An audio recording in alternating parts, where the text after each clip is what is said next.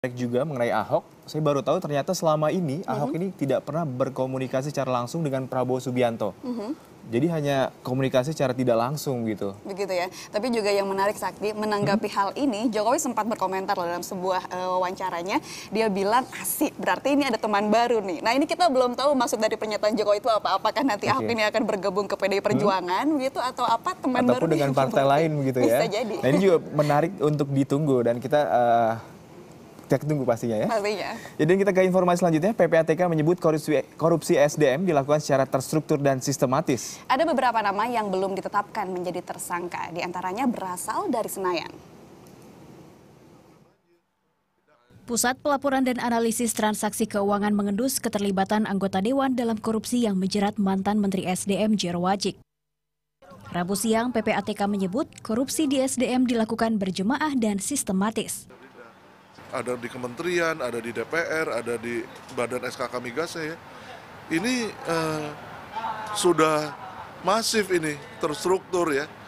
Walaupun ini mungkin sporadis, orang dengan pangkat kecil saja, pegawai negeri 3B, pangkat bintara sudah bisa mengumpulkan uang 1 triliun lebih gitu.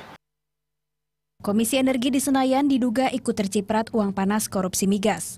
KPK juga sudah memeriksa beberapa di antaranya, namun baru Ketua Komisi Energi Sultan Batugana yang ditetapkan menjadi tersangka.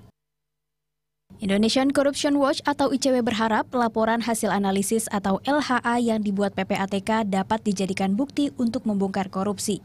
Pasalnya, selama ini LHA hanya digunakan sebagai data tambahan pasca seseorang ditetapkan sebagai tersangka. Laporan hasil analisis dari PPATK itu seolah-olah hanya untuk melengkapi pemberkasan yang mereka lakukan. Misalkan katakanlah kasus di SDM atau kasus apa, dia akan memulai dari tadi. Begitu ada tersangka, ditanya LH-nya seperti apa. Nah ini yang kemudian harusnya diputar. Kasus korupsi di Kementerian SDM menyeret nama sejumlah pejabat di negeri ini, salah satunya staf khusus Presiden bidang politik.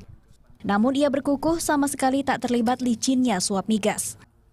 Saya ingin meluruskan satu hal, saya tidak menjadi konsultan untuk siapapun termasuk Pak Jero Wajik. Jabatan saya adalah staf khusus Presiden. Itu yang saya ingin sampaikan pada saudara-saudara. Korupsi di Kementerian SDM terkuak kala mantan Kepala SKK Migas Rudi Rubiandini tertangkap tangan menerima suap dari bos Kernel Oil Indonesia. Dari sana satu persatu pejabat yang ikut terlibat perlahan tersingkap. Jero merupakan pejabat ketiga yang menjadi tersangka korupsi SDM. Tim Liputan melaporkan untuk NET.